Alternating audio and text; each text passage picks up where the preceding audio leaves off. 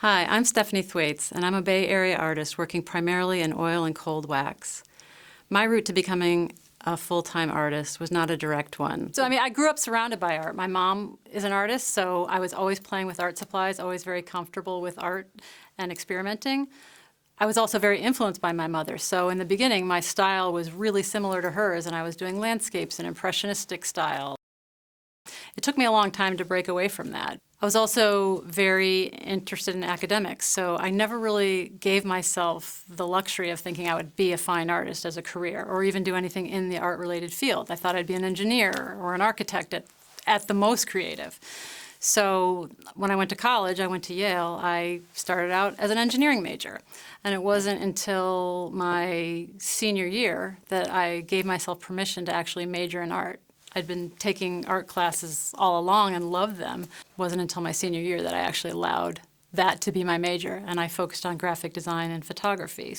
And that was probably a good move because that was a very practical application. I was able to get a job in the corporate world and have a long career as an art director before I retired. In 2009, I got married and I moved to Vermont, was able to finally return full-time to my fine arts background, and I started painting in oil paints, doing landscapes, very similar to what my mom would have done, but not nearly as good at the beginning. It took me a while, but I studied, I took a lot of classes, I immersed myself in the community in Burlington, Vermont.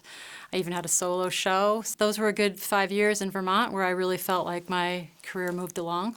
And then in 2014, my husband and I relocated to the Bay Area. I was just hungry to learn more, so I took a lot of classes at Marin, Mocha. I remember walking through the hallways of Marin, Mocha. I think there was an open studio event, and I thought, wow, it would be so cool to have a studio here. I also took a lot of classes at the College of Marin. I studied under Chester Arnold, who's an amazing painter and teacher and fosters such a lovely community in Marin County. I was much more of a representational painter back then, but I was always exploring different mediums. I studied watercolor, mixed media, encaustic, collage, 2D design, everything. I was just trying all different things, and oftentimes I would mix and match the mediums. So a lot of my paintings at that time might have fabric and thread and branches and acrylic and oil and all kinds of mediums all mixed together because I was just always curious and trying new things.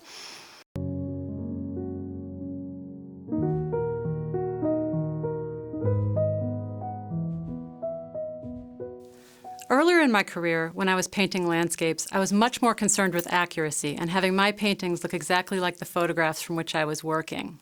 I threw away my brushes, which were a much more precise instrument, and switched to putty knives and palette knives and other kinds of tools that did not allow me to be nearly as precise when I was applying the paint.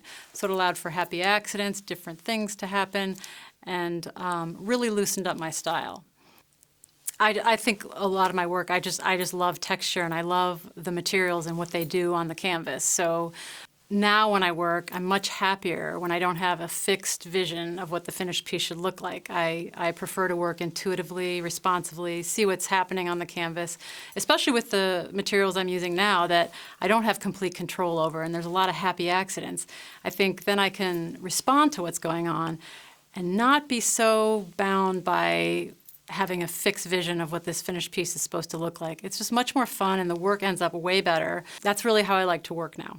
I think when I'm working and I'm responding intuitively, I really know I'm falling back on my fine arts background, my development of the eye for color and balance and harmony so that I really know at each moment how to respond to what's going on the canvas as opposed to having that fixed vision. I'm grateful to that.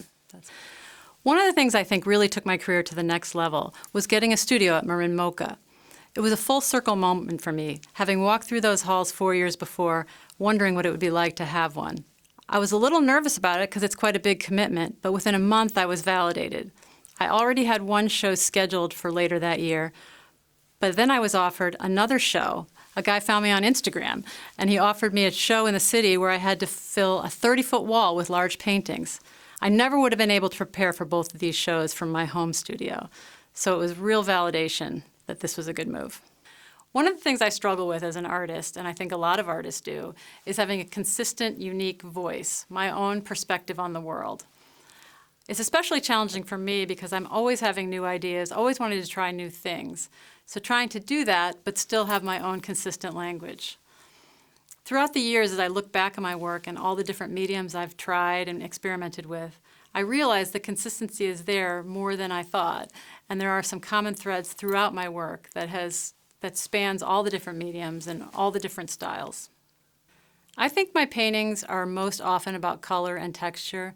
I love texture, and there's always a lot going on in my paintings, but I don't really want them to feel busy or chaotic. I want them to feel restful and grounded. I like to make paintings that look good from far away, but also really reward the viewer when they get close up and take another look and see the intricate layers and details and where I've scraped back and where I've added little textures. I want to create paintings that are easy to live with, that you want to look at time and time again. I think the most rewarding thing for me as a painter is when someone really connects with my work and it evokes a feeling in them and they want to take it home and they want to live with it and they want to have it in their house.